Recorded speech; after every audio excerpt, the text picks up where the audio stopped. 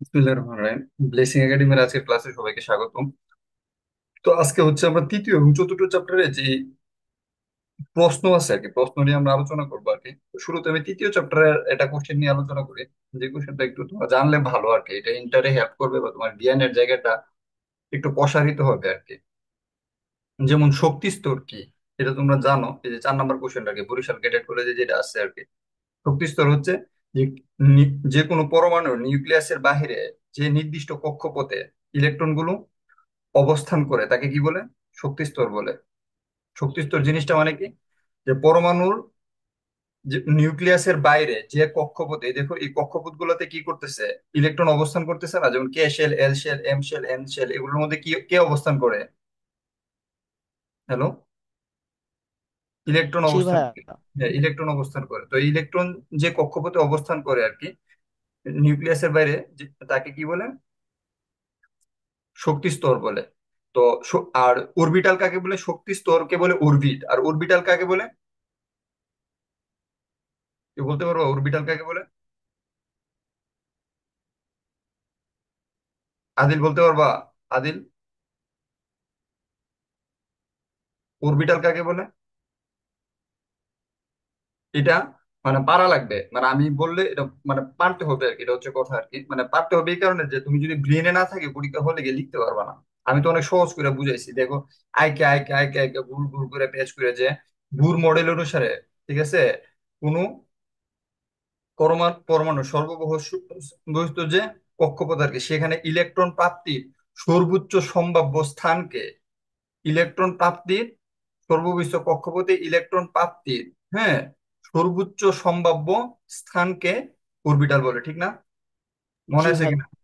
Orbital অরবিটালের মধ্যে ব্যাপন আর নিঃসরণের মধ্যে পার্থক্য গত ক্লাসে পড়াইছি। ব্যাপন মানে হচ্ছে স্বতঃস্ফূর্ত ভাবে ছড়াই যাবো, আর নিঃসরণ মানে কি, সরু ছিদ্র পথে চাপ প্রয়োগ করতে হবে, ঠিক? নিঃসরণ মানে কি, চাপ প্রয়োগে সরু ছিদ্র পথে ছড়াইবো, ঠিক আছে। উদ্দীপকের পরমাণু মডেলের সীমাবদ্ধতা দূর করা সম্ভব কিনা ব্যাখ্যা করো। প্রশ্নটা কি করছে? উদ্দীপকের পরমাণু মডেলের সীমাবদ্ধতা দূর করা সম্ভব কিনা ব্যাখ্যা করো। ব্যাখ্যা করো। উদ্দীপকের মডেলটা কি? এটা কার model? K shell, L shell, M shell, N shell, এটা কার মডেল? মানে কে শেল আছে, এল শেল আছে, এম শেল আছে, এন শেল আছে, এই মডেলটা কার মডেল?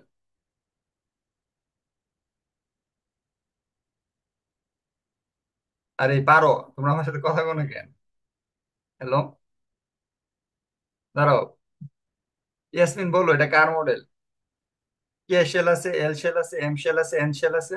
মডেল হয়েছে দুইটা, একটা রাদারফোর্ডের আর একটা কি, বুরের, ঠিক না? তাহলে এটা কার জি। মডেল হবে? এটা বোরের বোরের। মডেল। এই তো এক্সিলেন্ট, সাব্বাস, পেরে গেছো। দেখো, পারো এমন না যে তোমরা পারো না। এটা হচ্ছে বুরের মডেল, কারণ বুরের মডেলের মধ্যে কে shell, L shell, M shell. Rutherford কইছে একটা, একটা খালি একটা ওই সূর্য মডেলের মধ্যে একটা গুগল দেখাইছে, দেখায় এটা কি হয়েছে না হয়েছে কোনো আগা মাথা নাই। Very good. তো বুরের মডেলের মধ্যে সীমাবদ্ধতা কি, তিনটা সীমাবদ্ধতা ছিল। কি কি সীমাবদ্ধতা ছিল? দেখো, বুরের মডেলের মধ্যে বলছে কি, ইলেকট্রনকে বৃত্তকার, এবং ইলেকট্রনকে কণা হিসাবে বিবেচনা করছে। এটা ছিল হাইড্রোজেনের মধ্যে একটা বর্ণালী ব্যাখ্যা করলে একাধিক বর্ণালী ব্যাখ্যা করা সম্ভব হয়েছে না। আর এটা কি এক শক্তি স্তর থেকে অনেক শক্তি স্তরে স্থানান্তর হইলো, বুরের মডেলে দেখাইছে। মানে একটা মাত্র রেখা বিকিরণ হয়, কিন্তু বাস্তবে অনেকগুলো রেখার বিকিরণ হয়। আমি এগুলো তুমি ক্লাসে অনেক ব্যাখ্যা করে তোমাদেরকে পড়াইছি। তো এটা সীমাবদ্ধতা করতে হলে কি করতে হবে? বুর মডেলের সীমাবদ্ধতা করতে হলে যেটা করতে হবে, বুর মডেল অনুসারে ইলেকট্রন শক্তি স্তর বা অরবিট, বৃত্তাকার পথে ইলেকট্রন চলে। কিন্তু নর্মালি ইলেকট্রনের দুই ধরনের ধর্ম আছে, একটা হচ্ছে কণা আর একটা কি, তরঙ্গ। এটা মাথায় রেখো, যে ইলেকট্রন একটা লাইটের মতো আর কি। লাইটের যে ধর্ম, ইলেকট্রনের সেম ধর্ম। লাইটের দুইটা ধর্ম আছে, একটা ধর্ম হচ্ছে কণা ধর্ম, আর একটা কি, তরঙ্গ ধর্ম। মানে একটাকে বলে পার্টিকেল ধর্ম, যেটাকে আমরা বলি ফুটন। ফুটন নাম শুনছো না, শব্দটা ফুটন? এটাকে বলে আমরা পার্টিকেল ধর্ম। আর যেটা হচ্ছে তোমার ওয়েভ, এটাকে বলা হয় কি, তরঙ্গ। তরঙ্গ ধর্ম আর কি। ইলেকট্রনের দুইটা ধর্ম আছে, একটা হচ্ছে তরঙ্গ ধর্ম আর একটা হচ্ছে ওয়েভ ধর্ম আর কি। তো হাইজেনবার্গের অনিশ্চয়তা নীতি অনুসারে ইলেকট্রন, কণা এবং তরঙ্গ ধর্মকে কাজে লাগিয়ে বিজ্ঞানী শ্রোডিঞ্জার ইলেকট্রনের তরঙ্গ সমীকরণ প্রস্তাব করেন। এই তরঙ্গ সমীকরণ সমাধান করলে দেখা যায় নিউক্লিয়াসের চারদিকে বৃত্তাকার পথে ইলেকট্রনের ঘনত্ব বেশি থাকে না। উপরন্তু নিউক্লিয়াসের চারদিকে কিছু বিশেষ অঞ্চল আছে যেখানে ইলেকট্রনের ঘনত্ব বেশি থাকে। এই বিশেষ অঞ্চলকে অরবিটাল বলে। দেখছো না অরবিটালের সংজ্ঞাটা কই থেকে আসছে? নিউক্লিয়াসের চারদিকে বিশেষ অঞ্চলে ইলেকট্রন কি থাকে, বৃত্তকার পথে ইলেকট্রনের ঘনত্ব বেশি থাকে না। ওই বলে না, এটা উপবৃত্তিকার পথে একটা নির্দিষ্ট বিশেষ অঞ্চল আছে। দেখো যে প্রিভিয়াস ক্লাসে আমি আইকা দেখাইছি, এই একটা বিশেষ অঞ্চলে উপবৃত্তকার পথে ইলেকট্রনটা ঘুরতেছে এই অরবিটালটার উপরে। এটা আছে না, আমি আইকা দেখাইছি, আইকা এরকম ভাবে দেখাইছিলাম। এরকম একটা অংশ আছে, এরকম উপবৃত্তকার অংশ। তো এই উপবৃত্ত, আমি আজকে ইয়া এড করি নাই, বুঝছো? এই উপবৃত্তকার অংশে, ঠিক আছে, এই উপবৃত্তকার অংশটার মধ্যে কি আছে, এই জায়গাটার মধ্যে একটা ইলেকট্রন। তোমার মনে করো এই যে এইটা মনে করো ইলেকট্রন। এই ইলেকট্রনটা বৃত্তকার না, এই উপবৃত্তকার পথটাকে সে কি করতেছে, বারবার এরকম করে ঘুরতেছে, বারবার এরকম করে ঘুরতেছে, বুঝছো? মানে একটা বৃত্তকার পথে একটা উপবৃত্তকার ইয়াতে ইলেকট্রন কি করছে, বারবার ঘুরতেছে আর কি। এই জিনিসটা হচ্ছে এটা। তো এই জন্য সেইখান থেকে এবং সেইখান থেকে অরবিটালের আকৃতি সম্পর্কে সে একটা ধারণা নিয়ে আসছে। যেমন বুরের মডেলে কিন্তু এসপিডিএফ এই ধারণাটা নাই। বুরের মডেলে কোন ধারণাটা ছিল বলতো? কে shell, L shell, M shell, N শেলের ধারণা ছিল। কিন্তু এসপিডিএফ এর কি কোনো ধারণা ছিল বুরের মডেলে? হুম, শুনতেছো আমার কথা?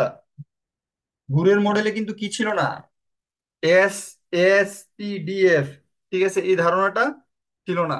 ছিল আমি না। কি বানাই বানাই বলতেছি নাকি? নাকি হ্যাঁ সে ছিল না? হুম, তোমাদের কি বুড়োর মডেল দেখামো? তো বুড়োর মডেল একটু দেখায় দাঁড়া। মা আরেকজন গেছে কি আমার লোক, তো শত্রু থাকে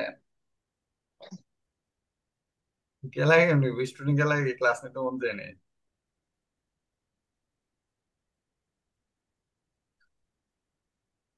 দেখো এই যে ভুরের মডেলটা খেয়াল করো।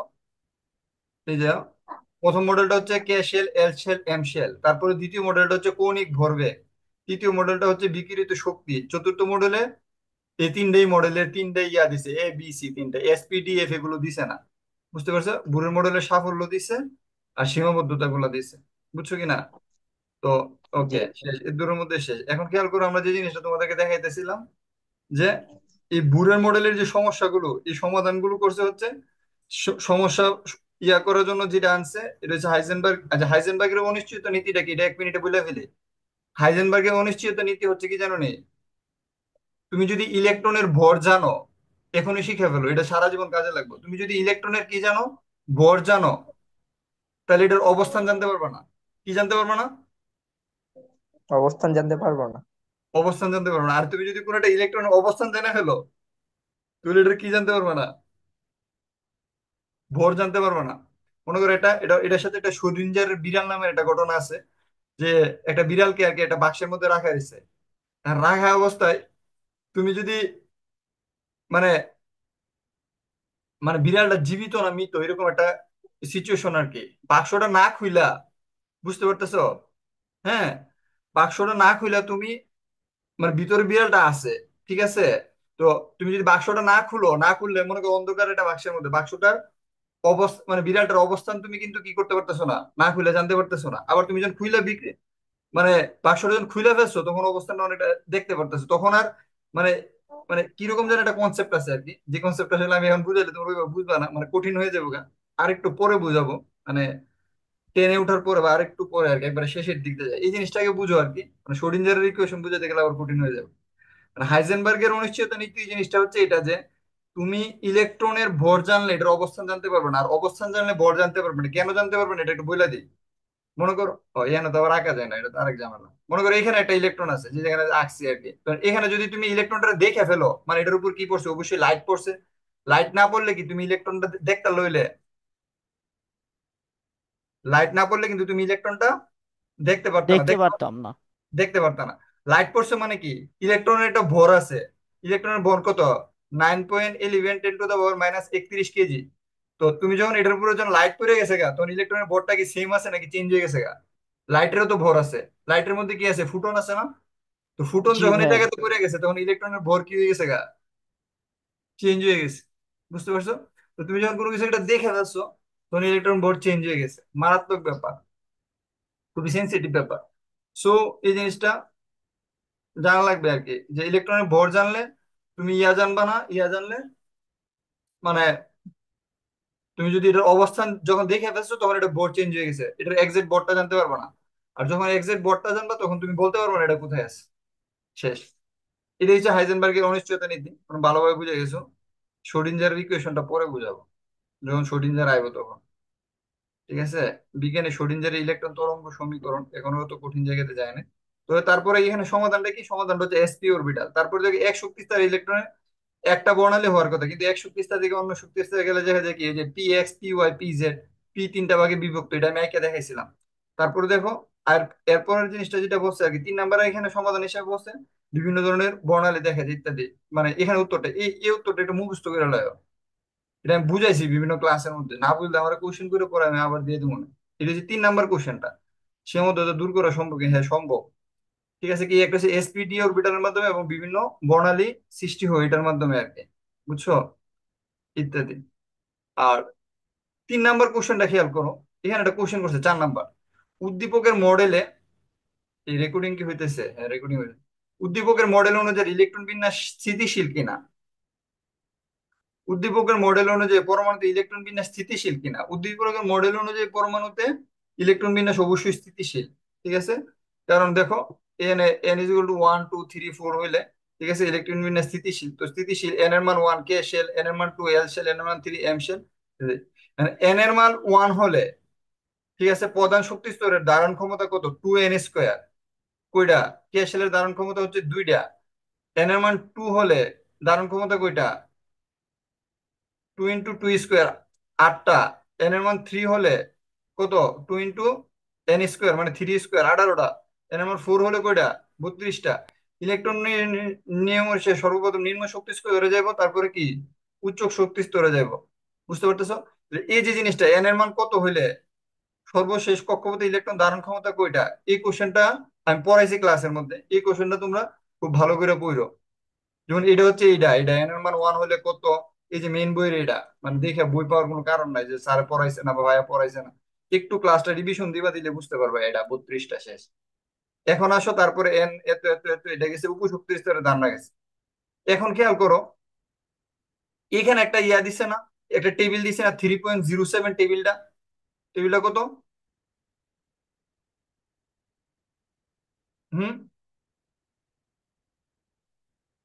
দেখা যায়? একজন একটু আমাকে হেল্প করো না প্লিজ। জি ভাইয়া। হ্যাঁ, আর কাফি আমাকে একটু হেল্প করো। এখানে একটা টেবিল দিছে কিনা, তোমরা দেখবা যে কি? সবগুলো অরবিটালে ইলেকট্রন সংখ্যা যোগ করে আমরা পাই 2n²। এই যে এই টেবিলটা কত? 3.07। টেবিলটা কত? 3.07।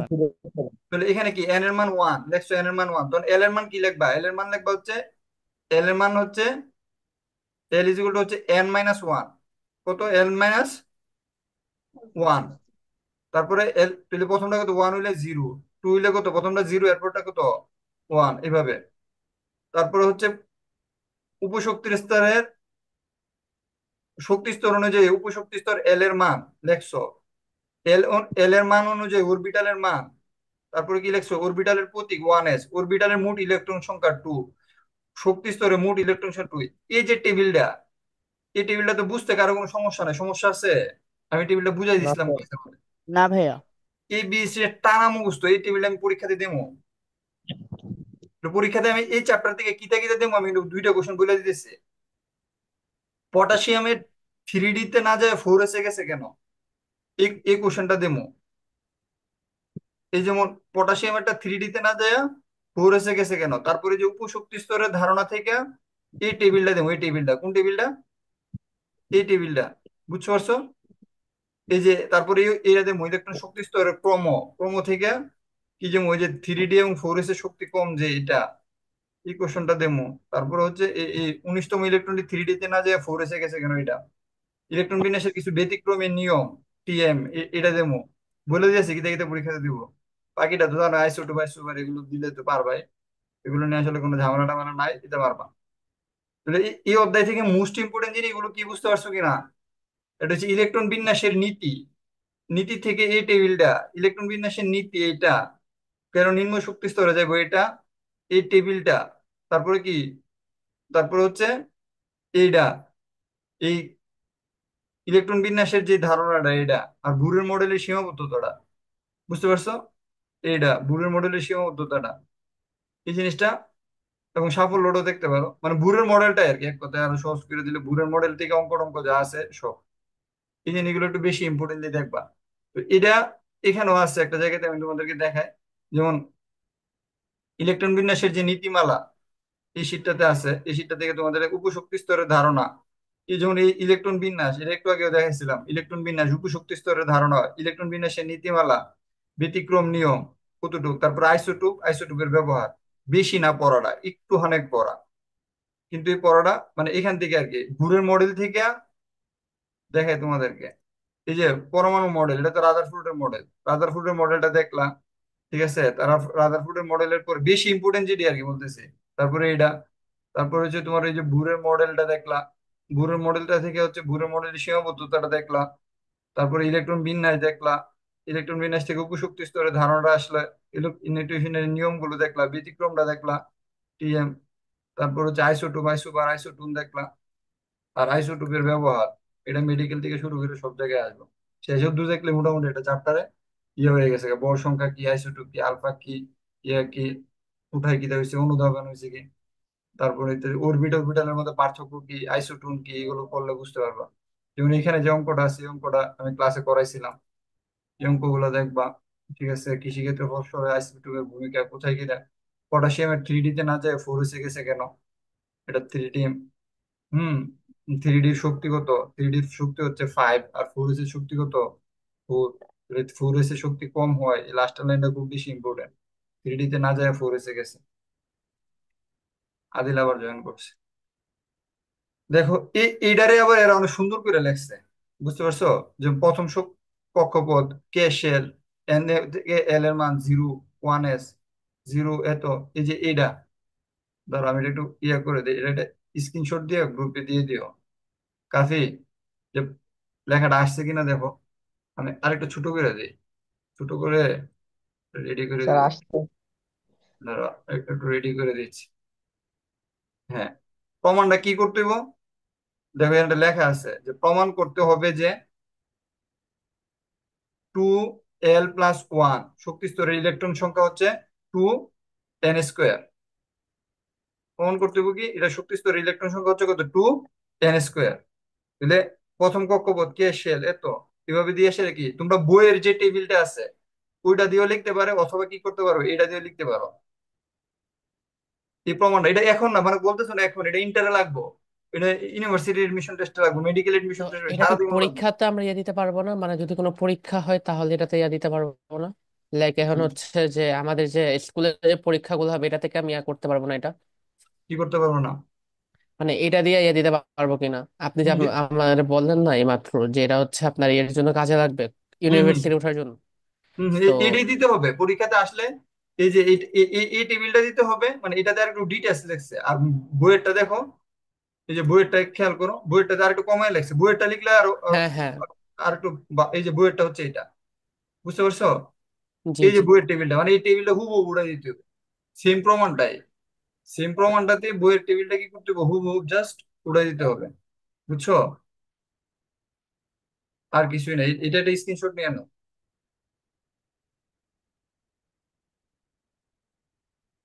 প্রমাণ করতে হবে যে এত সমস্যা হয়েছে এত, আর কিছুই না। তো এই চ্যাপ্টারটা মোটামুটি শেষ। আমি কি কি চ্যাপ্টার থেকে পড়তে হবে এটা তোমাদেরকে দেখাই দিলাম। এখন হচ্ছে চ্যাপ্টার 4-এ। এটা কি স্ক্রিনশট নিছো কাফি? জি ভাইয়া। ওকে, থ্যাংক ইউ। এরপর আমি বলতেছিলাম এরপরে চ্যাপ্টার থেকে এই যে তড়িৎ ঋণাত্মকের যে মানগুলা, যেমন মনে করো কার্বনের তড়িৎ ঋণাত্মকতা 2.5, এটা মুখস্থ পারতে হবে। মানে কিছু তড়িৎ ঋণাত্মকতার মান আছে, গত ক্লাসে এগুলো দেখাইছি। 2.5 এটা পারতে হবে, নাইট্রোজেনের 3 এটা পারতে হবে, অক্সিজেনের 3.5 এটা পারতে হবে, ফ্লোরিনের কত এটা পারতে হবে, নিওনের 0 এটা না পারলেও চলবে, আর্গন এগুলো 0 এগুলো না পারলে, ক্লোরিনের 3 এটা পারতে হবে, সালফারের 2.5 এটা পারতে হবে, ফসফরাসের 2.1 এটা পারতে হবে, সিলিকনের 1.8 এটা পারতে হবে, অ্যালুমিনিয়ামের 1.5 পারলেও সমস্যা নেই, না পারলেও সামথিং, এত কিছু না। সর্বনিম্ন তড়িৎ ঋণাত্মকতা সিজিএম ফ্রান্সিয়ামের 0.7। সবচেয়ে বেশি হচ্ছে ফ্লুরেনের, এটা পারতে হবে। বিভিন্ন ধরনের অম্লধর্মী অক্সাইড, সেটা কি, সালফার ডাইঅক্সাইড, সালফার ডাইঅক্সাইড। এটি অম্লধর্মী কেন? কারণ এগুলো হচ্ছে অধাতুর অক্সাইড। কার অক্সাইড এগুলো? এগুলো কার অক্সাইড? অধাতুর অক্সাইড। তাহলে অধাতুর অক্সাইড কি? অম্লীয়। অধাতুর অক্সাইড কি? হ্যাঁ, কাফিটা গ্রুপে দিয়ে দিও। Thank you. অধাতুর অক্সাইড হচ্ছে কি? অম্লীয়। আর ধাতুর অক্সাইড কি? হুম, ধাতুর অক্সাইড কি? ক্ষারীয়। ধাতুর অক্সাইড কি? ক্ষারীয়। ক্ষারীয়। তোমরা কি আমার পড়া বুঝতেছো না? আর জি কিছু স্যার। আছে নিরপেক্ষ। পানি, কার্বন মনোক্সাইড। আমি তো অনেক কিছু ডিটেলস পড়াইয়া তারপরে আসি মেইন পড়াটাতে, মানে একটা একটা জিনিস আগে ডিটেলস ভেঙে ভেঙে পড়াইয়া পরে না মেইন পড়া দেয়। আমি শুরুতে এই পড়াটা আসছি নাকি, এইটার আগে আমি আরো 4টা লেকচার নিয়েছি এই চ্যাপ্টারে। উভয়ধর্মী কোনটা? এটা মানে এটা মাঝখানের যে মৌলগুলো আছে এগুলো হচ্ছে উভয়ধর্মী। পার অক্সাইড, এটা বলে পার অক্সাইড। পলি অক্সাইড কোনটাকে বলে এটারে? ঠিক আছে, এটা হচ্ছে পলি অক্সাইড, মানে Mn2 Pb2 এই টাইপের। পার অক্সাইড হচ্ছে H2O2 N2O2। সাব অক্সাইড, ঠিক আছে, এটা হচ্ছে সাব অক্সাইড। সাব অক্সাইড আরেকটা আছে K2O দিলে যদি হইতো তো সাব অক্সাইড হইতো। আর KO2 কি? K2 হচ্ছে সাব অক্সাইড, কিন্তু KO2 সুপার অক্সাইড। মাথায় রাখতে হবে কিন্তু। দেখছো, Na2 এটা সুপার অক্সাইড। আর এটা হচ্ছে মিক্সড অক্সাইড। যাই হোক, এগুলো যে মিক্স হয়েছে, এটা কোনটা কি তাই এগুলো কাজে লাগবে। ঠিক আছে, এই জিনিসটাও মানে নোট করে নিও খাতার মধ্যে আর কি, এটা স্ক্রিনশট নিয়ে নিতে পারো।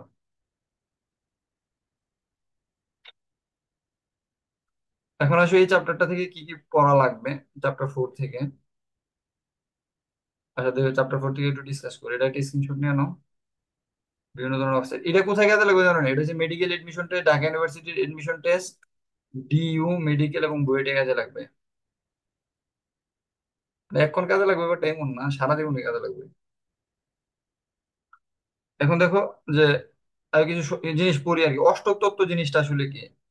অষ্টক তত্ত্ব হচ্ছে মৌলগুলোর সময় তাদের ভর অনুসারে সাজালে কি হয়, অষ্টম ধর্মের সাথে কি মিলে যায়, তাকে অষ্টক তত্ত্ব নামে পরিচিত। এটা আমরা পড়ছি। হেলোজেন মানে কি? এইভাবে ডাইরেক্ট লিখবা না। গ্রুপ 17-তে অবস্থিত এই 5টা মৌল হেলোজেন বলে এইভাবে লিখবা না। হেলোজেন শব্দটা লিখবার সময় কি লিখবা? হেলোজেন, হেলোজেন মানে হচ্ছে, হেলোজেন শব্দটি আসছে হেলাস এবং জেনাস থেকে। হেলাস শব্দের অর্থ হচ্ছে সামুদ্রিক লবণ, জেনাস শব্দের অর্থ হচ্ছে উৎপাদনকারী মৌল। যে সকল মৌল থেকে সামুদ্রিক লবণ উৎপাদন করা যায় তাদেরকে হেলোজেন বলা হয়। গ্রুপ 17-তে অবস্থিত ফ্লোরিন, ক্লোরিন, ব্রোমিন, হ্যাঁ, আয়োডিন, এটা কি অ্যান্টিমনি নাকি জানে, এই 5টি মৌলকে একত্রে কি বলে? হেলোজেন বলে। একটু ডিটেলস লিখবা, বুঝতে পারছো? আর 1 মার্কে যদি আসে, যদি মনে করি যেমন জ্ঞান মূলকে 1 মার্কে চলে আসে, তখন এটা লিখে দিবা। হ্যালো, কি? যদি জ্ঞান মূলকে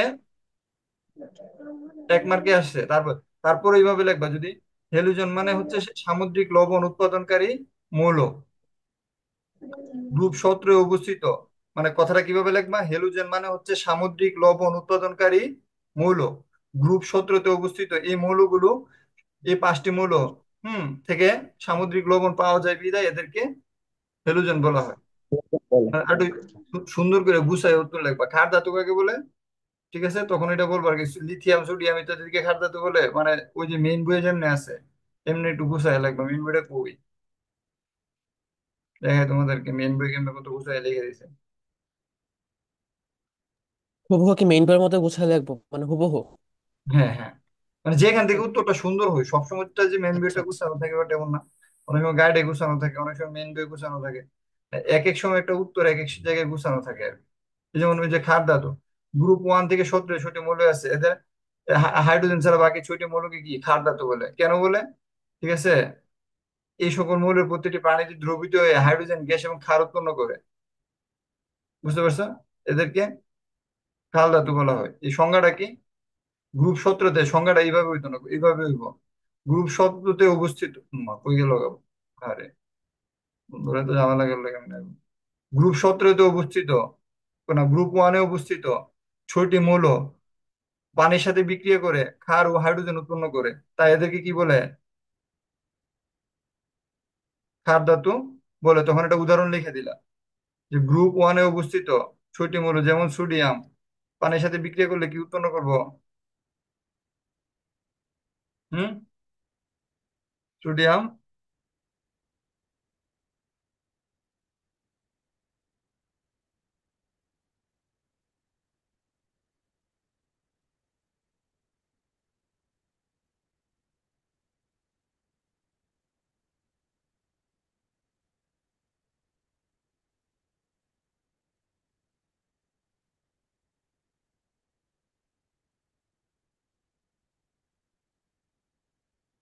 সোডিয়াম হাইড্রোক্সাইড হবে, সোডিয়াম হাইড্রোক্সাইড হয়, সোডিয়াম হাইড্রোক্সাইড প্লাস হাইড্রোজেন উৎপন্ন করবো। তো আবার এখানে ঝামেলা আছে, সোডিয়াম হাইড্রোক্সাইড দিতে গেলে এখানে হাইড্রোজেন দিতে হবে দুইটা, এখানে সোডিয়াম দিতে হবে দুইটা, এরকম হবে আর কি। মানে টু টু টু টু করে দিতে হবে আর কি। এটা উদাহরণ দিতে হবে, আমি আগের ক্লাসে এগুলো পড়াইছি। মানে আমি মানে রিক্যাপ করাইতে আমার কাছে কেন যেন অনেক বেশি আনিদি লাগে। কোন একটা মৌল, দেখো ইলেকট্রন আসক্তি জিনিসটা কি, কোন একটা মৌলের গ্যাসীয় চার্জ পরমাণু বিচ্ছিন্ন অবস্থায় এক মোল ইলেকট্রন যুক্ত হয়ে এক মোল ঋণাত্মক চার্জ যুক্ত আয়ন সৃষ্টি করতে যে পরিমাণ শক্তি নির্গত হয় তাকে ইলেকট্রন আসক্তি বলে। আমরা লাস্ট ক্লাসে ইলেকট্রন আসক্তি সংজ্ঞাটা পড়াইছিলাম, খেয়াল আছে কিনা? এই দেখো, এই যে ইলেকট্রন আসক্তি,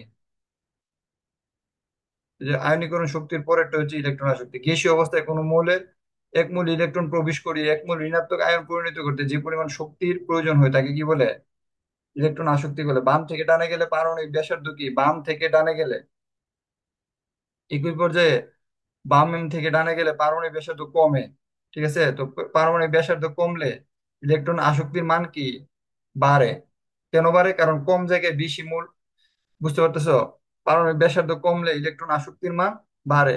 কেন বাড়ে? কারণ কম জায়গার মধ্যে আমাকে কি করতেছে, জোর করে ইলেকট্রন ঢুকাইতে হইতেছে। ব্যাপারটা হচ্ছে এরকম আর কি, যে একটা চেয়ারের মধ্যে চারজন ছিল, তো বাম থেকে যখন ডানে যাইতেছি, খেয়াল করো, বাম থেকে যখন ডানে যাইতেছি তখন এই দেখো পরমাণুর আকার আস্তে আস্তে কি হইতেছে, বাম থেকে ডানে গেলে পরমাণুর আকার আস্তে আস্তে ছোট হইতেছে। পরমাণু বেঞ্চের আকার ছোট হইতেছে, কিন্তু বেঞ্চের আকার ছোট হইলে আবার এটার মধ্যে কি মানুষের সংখ্যা আবার বাড়তেছে, মানে ইলেকট্রনের সংখ্যা বাড়তেছে। সাপোজ এটা ছিল একটা, এটা তুই দুইটা, আবার এটা কম জায়গার মধ্যে হয়ে গেছে গিয়ে তিনটা, এটা কম জায়গার মধ্যে হয়ে গেছে গিয়ে চারটা ইলেকট্রন, আর এখানে কম জায়গার মধ্যে ইলেকট্রন হয়ে গেছে কয়টা, পাঁচটা। সর্বশেষ ফ্লুরিনের মধ্যে জায়গায় কি হয়ে গেছে কয়টা, সাতটা। বুঝতে পারতেছো? তাহলে সবচেয়ে তাহলে ফ্লুরিনের মধ্যে ইলেকট্রন ঢুকাইতে মানে ইলেকট্রন আসক্তি মানে হচ্ছে এটার মধ্যে একটা প্লাস ইলেকট্রন যোগ করে এটার মাইনাস বানানো, ইলেকট্রন যোগ করে এটারে কি করতে দেবো, ফ্লুরিনটারে মাইনাস বানাই দেবো। ফ্লুরিনটারে মাইনাস বানাইতে কি লাগবে, পারমাণবিক ব্যাসার্ধ যেহেতু কমতেছে ইলেকট্রন আসক্তির মানটা বেশি, মানে এক মোল ইলেকট্রন ঢুকাইয়া এটা ঋণাত্মক বানাইতে বেশি শক্তি লাগবে। বুঝতে পারতেছো? এটা হচ্ছে সহজ কথায়, এটা হচ্ছে ইলেকট্রন আসক্তির ডেফিনেশনটা কি, এটা পড়বা। আর এটা না ভাই, তারপর হচ্ছে ত্রয়ী সূত্রটা কি, মানে যে কোনো দুইটা মৌলের ভর তিন নাম্বারটা সমান। মুদ্রা ধাতু কাকে বলে, যেদিকে মুদ্রা পাওয়া যায়। নিষ্ক্রিয় গ্যাস কাকে বলে, এরা কারোর সাথে বিক্রিয়া করে না। আধুনিক পর্যায় সাধারণটা কি, মৌলের ভৌত রাসায়নিক ধর্ম তার পারমাণবিক সংখ্যা অনুসারে কি হয়, পরিবর্তিত হয়।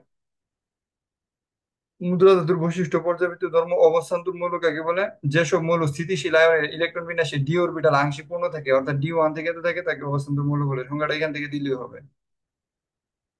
যেসব মৌলের স্থিতিশীল আয়নের ডি অরবিটালে অপূর্ণ থাকে তাদেরকে কি বলে, অবস্থান্তর মৌল বলে। অবস্থান্তর মৌলের বৈশিষ্ট্য কি কি, আমার ওর বৈশিষ্ট্যটা জানা দিতে না, ও বৈশিষ্ট্যটা এখানে দেখাইছিলাম।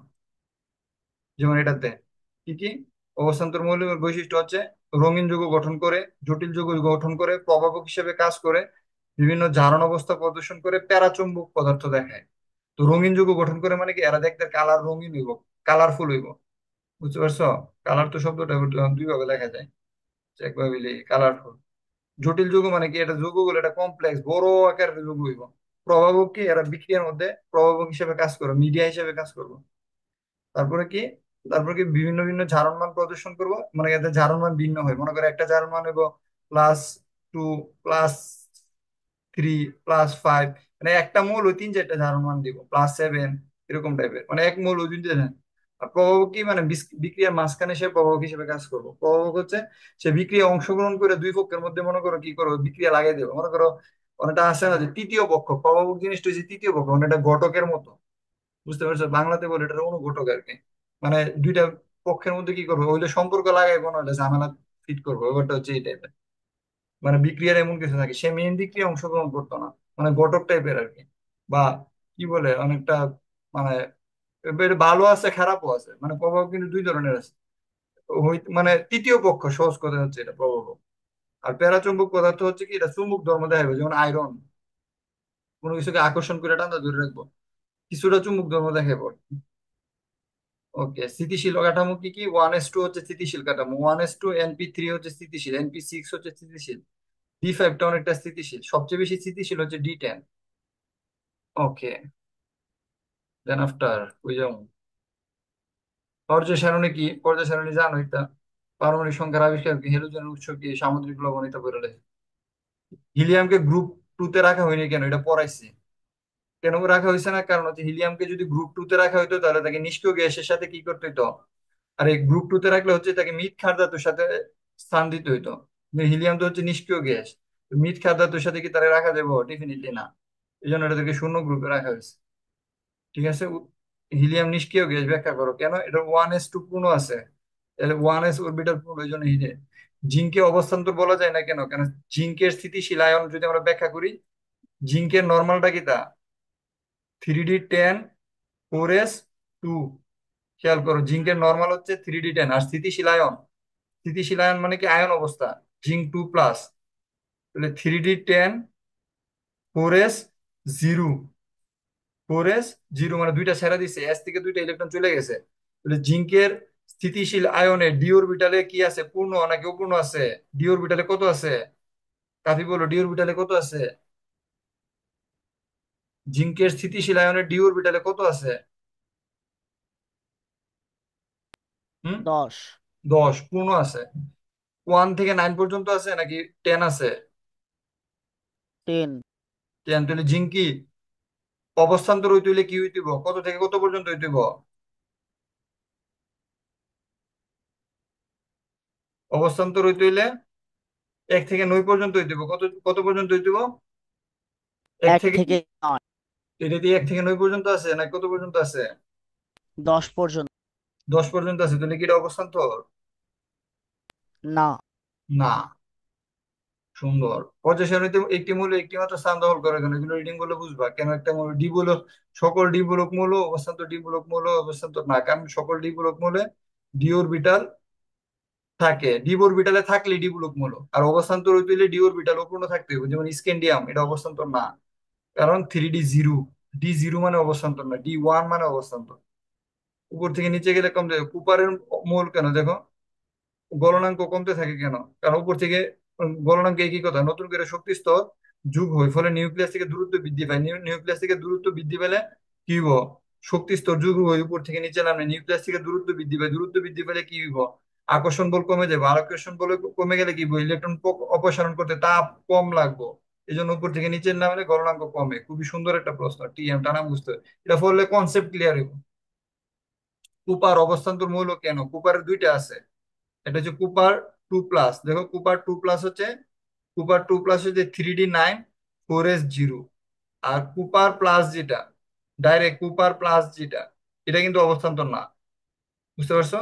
এটা কিন্তু অবস্থান্তর না, কারণ কুপার প্লাস যেটা এটাতে হচ্ছে তোমার 3D10 4s0। আর এটা হচ্ছে কুপার 2+। এটা কুপার 2+ যেটা, এটা কি? কুপার 2+ যেটা এটা হচ্ছে 3D9, মানে দুইটা ইলেকট্রন ত্যাগ করছে, 4s0।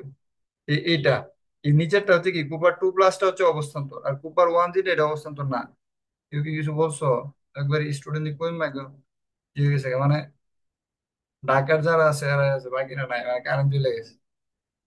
একই গ্রুপে উপর থেকে নিচে গেলে পরমাণুর আকার বৃদ্ধি পায় কেন? বুঝতে পারছো? কারণ নতুন করে কি হয়? একই গ্রুপে নতুন করে শক্তি স্তর যোগ হয় না। পরমাণু একই গ্রুপে উপর থেকে নিচে গেলে পরমাণু আকার বৃদ্ধি পায়, কারণ নতুন করে শক্তি স্তর যোগ হয়। ফ্লুরিনের পর্যায় সারণীতে ক্লোরিনের অবস্থান ব্যাখ্যা করো। দেখো ক্লোরিনের অবস্থান কি? 3 নাম্বার শক্তি স্তরে। ইলেকট্রন বিন্যাসটা খেয়াল করো, 3 নাম্বার শক্তি স্তরে। আর সর্ববহিষ্ঠ কক্ষপথে ইলেকট্রন আসে কত? এস আর পি এর যোগফল। তাহলে এস পি এর যোগফল কত?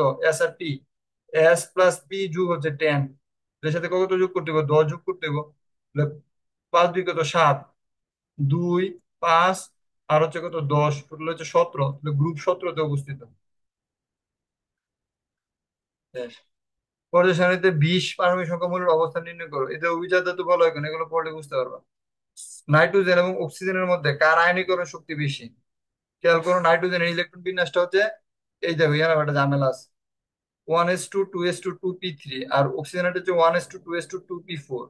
এন ও পি অরবিটালের মধ্যে, ঠিক আছে, যার যত বেশি স্থিতিশীল, ঠিক আছে, তার আয়নীকরণ শক্তি তত বেশি।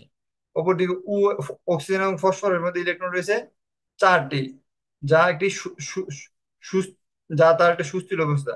অক্সিজেন তার ইলেকট্রন বিন্যাস খুব সহজে ছেড়ে দিবে নাইট্রোজেনের মধ্যে। তো নাইট্রোজেন, তাই নাইট্রোজেন অক্সিজেনের মধ্যে নাইট্রোজেনের আয়নীকরণ শক্তি বেশি। এটা কিছু বুঝাই যাচ্ছে না, আমি একটু বুঝাই দিই। যেন একটা ভুল লাগছে। Nitrogen P অরবিটালে। কাফি আসো? জি। বাকি গেছে কারণে এদের কারণ নাই। এখন দেখো আপনি নাইট্রোজেনের হই নাই। তিনটা, না এই জন্য এরা চলে গেছে। P(x)(1), নাইট্রোজেনের মানে পি অরবিটালের তিনটা পার্ট আছে। এই 2p3 আমি ভাগ করতেছি, 2p3 ভাগ করতেছি। 2p3 পার্ট হচ্ছে আদিল এটা বোঝার চেষ্টা করো। 2p3 ভাগ হচ্ছে 2p(x)(1), 2p(y)(1), 2p কত Z1। এই তিনটা কি খুবই স্থিতিশীল। আর যখন 2p4 এর ক্ষেত্রে খেয়াল করো, একটা হচ্ছে 2p(x)(2), আর একটা কত 2p(y)(1), আর একটা হচ্ছে কিন্তু 2p(z1). খেয়াল করছো? এখানে কি একটার মধ্যে দুইটা আছে, বাকিটার মধ্যে কয়টা করে আছে? একটা করে আছে। একটার মধ্যে দুইটা আছে। অক্সিজেনের ক্ষেত্রে একটার মধ্যে কি আছে? দুইটা। আর বাকি P orbital, P Y, P Z এর মধ্যে কয়টা করে আছে? একটা করে। তো এটা কি এটা ইমব্যালেন্স? আর এটার প্রত্যেকটার মধ্যে একটা একটা করে আছে, এটা কি ব্যালেন্স? এই জন্য নাইট্রোজেন কি অধিক সুস্থির, কারণ নাইট্রোজেন একটা ব্যালেন্স অবস্থায় আছে, অক্সিজেন একটা ইমব্যালেন্স অবস্থায় আছে। সিমিলারলি হুম। দেখো ফ্লুরিন, হ্যাঁ ফ্লুরিন, হ্যাঁ ভেরি গুড, বুঝে গেছো। ফ্লুরিনের ইলেকট্রন আসক্তি ক্লোরিনের চেয়ে কম কেন? কারণ স্বাভাবিক, ফ্লুরিনের ইলেকট্রন আসক্তি হিসাব অনুসারে বাম থেকে ডানে গেলে ইলেকট্রন আসক্তির মান বাড়বো। ঠিক আছে, কারণ ফ্লুরিনের আকার ক্ষুদ্র হয়, যেমন ফ্লুরিনের সাইজটা খুবই ছোট। ছোট হওয়ার মধ্যে অল্প জায়গার মধ্যে অলরেডি 7টা ইলেকট্রন নিয়ে ধরে রাখছে। বুঝছেন, এটার মধ্যে আরেকটা ইলেকট্রন ঢুকাইয়া হেরে ঋণাত্মক বানানো অনেক কঠিন। আর ক্লোরিন অনেক বড় সড় একটা বেটা। এরকম ক্লোরিনের বাইরের কক্ষপথটা, ইয়ানো একটা ইলেকট্রন, ইয়ানো একটা ইলেকট্রন, ইয়ানো একটা ইলেকট্রন, ইয়ানো একটা ইলেকট্রন, ইয়ানো একটা ইলেকট্রন, এভাবে কয়টা আছে? 7টা ইলেকট্রন আছে। বুঝতে পারছো? ওখানে ইয়ান থেকে ফাঁদা একটা ইলেকট্রন ঢুকানো কি অনেক সহজ, আকার বড় হয়ে সহজ। হ্যাঁ, নাইট্রোজেন, ম্যাগনেটিক কার্বন। হতে পারবে আর কি। হম হম, ভেরি গুড। এরপর বাকিগুলো বুঝে ফেলবা, শেষ। এখন আসলে আমি একটু ইয়ার থেকে বলি পরীক্ষার মধ্যে কি কি দেবো আমি। পরীক্ষার মধ্যে আমি যে জিনিসটা দেবো এটা হচ্ছে, আপনি হুবহু কোশ্চেন দিবেন পরীক্ষার মধ্যে? না আমি কি কি দেবো পরীক্ষা দিলে বলে দিয়েছি। যেমন মনে করি এখানে তড়িৎ ঋণাত্মকতা, এই জিনিসগুলো দেবো, ইলেকট্রন আসক্তি, এগুলো দিয়ে কোশ্চেন দেবো, সৃজনশীল দিয়ে আর কি। যেমন এখানে বইয়ের মধ্যে কিছু কোশ্চেন দেওয়া আছে, খেয়াল করো তোমাদের বইয়ের মধ্যে আর কি। যেমন এই টাইপের কোশ্চেন দেবো। যেমন এটা XY এত দেওয়া আছে, খণ্ডিত অংশ, এটা মৌলের কত নাম্বার সারণী, কত নাম্বার গ্রুপে অবস্থিত, কত নাম্বার পর্যায়ে অবস্থিত, এটা ইলেকট্রন বিন্যাস নির্ণয় করো, এই টাইপের, মানে এই টাইপের কোশ্চেন গুলা। ঠিক আছে, কোন মৌলটির আকার বড়, কোনটির আকার ছোট, ডানের থেকে বামে গেলে ইলেকট্রন আসক্তির পরিবর্তন হয় কিভাবে, এই জিনিসগুলো দেবো। বেরিলিয়ামকে মিথ্যাটা তো বলা হয় কেন, এগুলো টানা মুখস্থ। এ থেকে বিতে পরমাণুর আকার ব্যাখ্যা করো, আয়নীকরণ শক্তির প্রভাব বর্ণনা করো, এটা। এই দুই জিনিসগুলো দেবো। আর একটা দিন হচ্ছে গ্রুপ এবং পর্যায় নির্ণয়। আর কোনটা দেবো? গ্রুপ এবং পর্যায় নির্ণয়। এই দেখো এখানে একটা কোশ্চেন দেওয়া আছে যে গ্রুপ এবং পর্যায় নির্ণয়। এটা ওই যে আমি থিওরি যখন পড়াইছি তখন তোমাদেরকে খুব ভালো করে বুঝাইছি। এই যে গ্রুপ পর্যায় নির্ণয়, গ্রুপ বের করো, ইমুলোটার গ্রুপ কত, তৃতীয় নাম্বার গ্রুপে অবস্থিত। ঠিক আছে, তারপর পর্যায়, পর্যায় কত, তৃতীয় নম্বর পর্যায়ে অবস্থিত, চতুর্থ নম্বর পর্যায়ে অবস্থিত, গ্রুপ পর্যায় নির্ণয়। এই জিনিসগুলোই দেবো, এর বাইরে আর কিছু তেমন কিছু ইম্পর্টেন্ট নাই। বুঝতে পারছো? গ্রুপ পর্যায় নির্ণয় এবং হচ্ছে মেন বই থেকে আবার দেখে দিই কোথায় আছে গ্রুপ পর্যায়ে নির্ণয়। এই যে গ্রুপ পর্যায়ে নির্ণয় কথা বলেছি, এখানে মেইন বইয়ের দুইটা যে সৃজনশীল আছে, এই দুইটা সৃজনশীল ভালো করে করবা। আর এখান থেকে যে ইলেকট্রন বিন্যাস গুলো বের করবা, পর্যায় সারণীর বৈশিষ্ট্যটা দেখবা। কিন্তু এই পর্যায় সারণীর বৈশিষ্ট্যের পরে দেখো এখানে দেওয়া আছে পর্যায় সারণী থেকে মৌলের অবস্থান নির্ণয়, এটা টানা মুখস্থ, এটা দিয়ে পরীক্ষা দেবো ওই কোশ্চেন। ঠিক আছে, মানে শনিবারে বইয়ের পরীক্ষা। চ্যাপ্টারটা মতো থাকতে হবে? ফুল চ্যাপ্টারটা মুখস্থ না, এর মধ্যে হচ্ছে যেটি যেটি ইম্পর্টেন্ট বেশি পারা লাগবে আর কি। ব্যতিক্রম নিয়ম এটি থেকে দেবো। হুম, এটা ভেরি ইম্পর্টেন্ট। বুঝতে পারছো? তারপর হচ্ছে মৌলের পর্যাবৃত্ত ধর্ম, এটা টানা মুখস্থ। আমি বলে দিছি আগের ক্লাস গুলোতে কোনটা বেশি ইম্পর্টেন্ট কোনটা কম ইম্পর্টেন্ট, জাস্ট পরীক্ষার জন্য একটু বলে দিতেছি আর কি, যাতে এর বাইরে আর কিছু না। আর এখান থেকে একটু দেখো কোশ্চেন দিয়ে যদি আমি দেখাই। এরপরে ক্লাসটা 8:30-এ শুরু হবে, হ্যাঁ।